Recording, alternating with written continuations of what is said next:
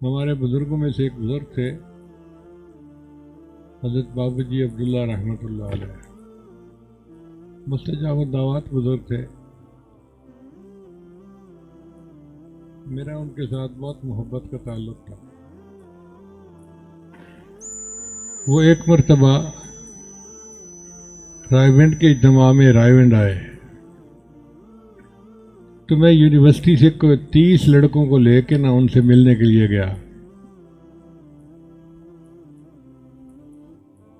میں نے ان کو جا کے کہا کہ حضرت یہ یونیورسٹی کے لڑکے ہیں، آپ سے ملنے کے لیے آئے ہیں اور یہ چاہتے ہیں کہ ان کو نبی علیہ السلام کی زیارت نصیب ہو۔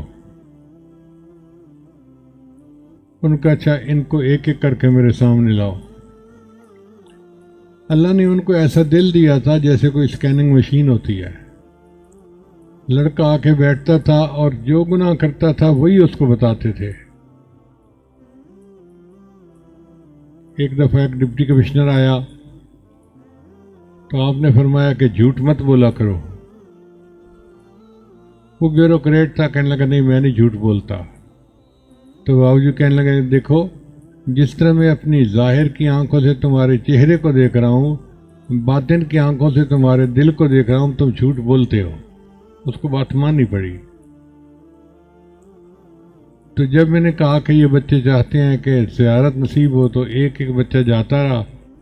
پہلے تو بابو جی اس کو ڈانٹ ڈپٹ کرتے، جو گناہ کرتا تھا یہ چھوڑ دو یہ چھوڑ دو، تم ماں باپ کی نافرمانی کرتے ہو، تم بے ادب ہو، تم فلاں ہو تم فلاں ہو، اور پھر اس کے لیے دعا کر دیتے ہیں۔ اللہ کی شان دیکھیں کہ 30-32 جتنے لڑکے تھے سب کے لیے دعا کی، اور 3 دن کے اندر اندر ان سب کو نبی علیہ السلام کی زیارت نصیب ہوئی۔ ان میں سے ایک لڑکا تھا یونیورسٹی کا، وہ مجھے آ کر بتانے لگا کہ مجھے زیارت نصیب تو ہوئی مگر نبی علیہ السلام نے چہرہ دوسری طرف پھیر لیا۔ میری بابو جی سے ملاقات ہوئی تو میں نے بابو جی کو بتا دیا کہ سب نوجوانوں کو زیارت نصیب ہوئی مگر ایک نوجوان کو زیارت ہوئی اور نبی علیہ السلام نے چہرہ دوسری طرف کر لیا۔ تو بابو جی بہت روئے۔ پھر بابو جی نے پوچھا کہ وہ بندہ کون تھا، اس کے عقائد کیا تھے؟ میں نے کہا جی شیعہ لڑکا تھا۔ اس کے بعد بابو جی شیعہ لڑکے کے لیے دعا نہیں کیا کرتے تھے، فرماتے تھے یہ بدعقیدہ لوگ ہیں اور نبی علیہ السلام ان سے ناراض، اللہ ان سے ناراض، میں ان کے لیے دعا نہیں کر سکتا۔ تو اللہ تعالی ہمیں بے ادبی سے محفوظ فرمائے اور اللہ تعالی ہمیں ادب والی زندگی گزارنے کی توفیق عطا فرمائے۔ آج کل کے دور میں بہت سارے نوجوان ماں باپ کی بہت بے ادبی کرتے ہیں۔ ماں روتی ہے، سمجھاتی ہے، پرواہ نہیں ہوتی۔